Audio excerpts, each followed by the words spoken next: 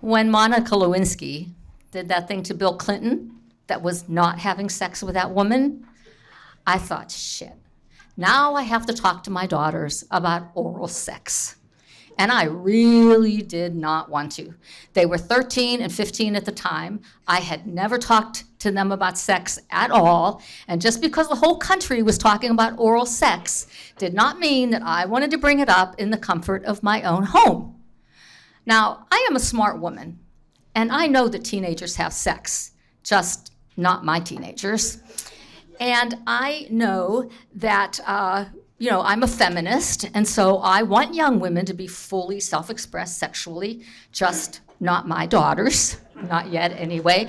And I get it that oral sex is intimacy without the fear of pregnancy. But I don't know about you. I'm still thinking 14 is like maybe young, So I've got these thoughts in my head, and then I'm thinking, well, and what would I say if they asked me about oral sex? Well, honey, it's a little weird. You might not like it. Some women grow to love it. I'm not mentioning any names, but some women do, and you might be one of them. Or I might say, well, there is a moment when you feel a real surge of power when a man is literally melting in your mouth. But trust me, it's fleeting. It is. Or I might say, it's really blowjobs, they're all about the guy. We don't really get anything out of it. It's really about the guy. He doesn't care who's doing it to him, right? And we don't get anything out of it because we don't have clitorises in our throats. I call this a design flaw.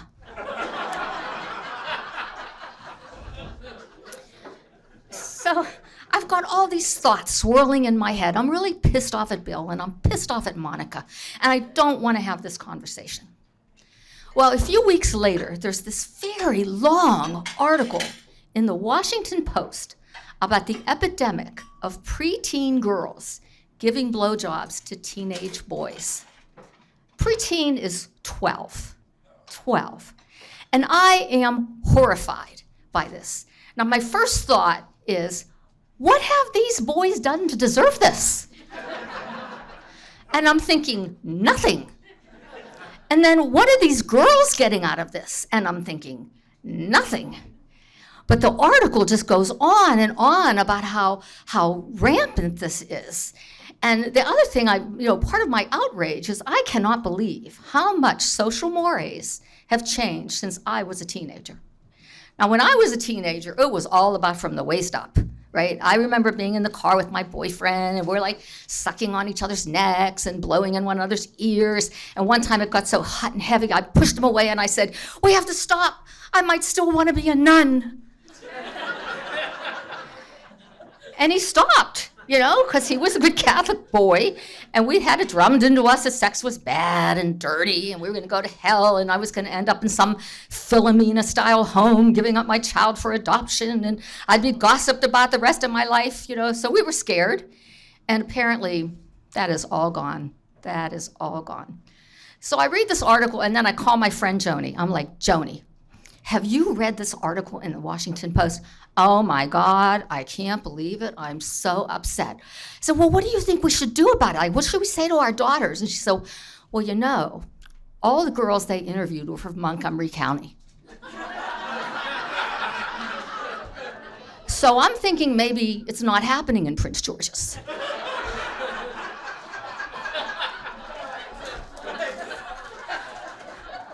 Joni, really? Really? She says, well, I don't know what we should do. And I said, well, I feel like we should say something, but I don't know what to say. And she says, well, I'm just going to leave the newspaper on the dining room table and hope she reads it. I said, good plan, Joni, good plan. So the next day, I'm riding in the car. I'm driving my daughter, and 3 of her friends are in the back seat, and I'm driving them home from school. And they're, as usual, I'm invisible, right? So they're talking to one another, and one of them says, what is going on with Sean and Nicole? Like, he is treating her so bad. Yeah, she is really sad. And I'm thinking, she must not be giving him a blowjob. So there's a little lull in the conversation, and I'm driving the car. And I say, Did any of you see that article in the paper about the girls giving BJs to the boys? Mom! Oh my God, Mrs. Smith said BJ! I can't believe it! My mother doesn't even know what a BJ is! I said, trust me, she knows. She knows. And then I say, no, but seriously, like, did you see this article? Or are you thinking, what do you think about this? And one says, well, I figure it's just a thing. It's just a thing. And the other one says, I think it's disgusting. I think it's just disgusting. And the third one says, well, my mother left that newspaper on the table for me, but I did not read it. Like, okay, good. So then, now I'm getting really tense, right?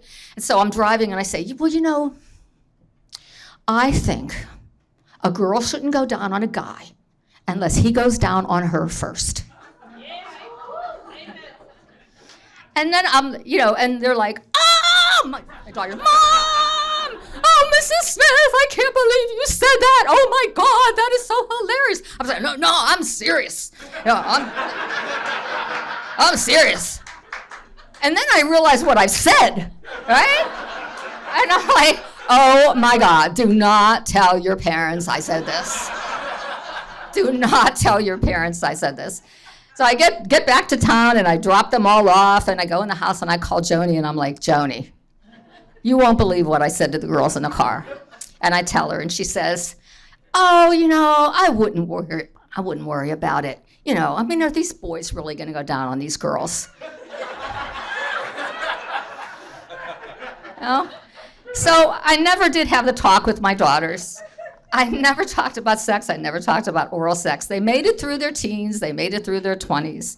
And all I can say now is I really hope that they are getting as good as they give.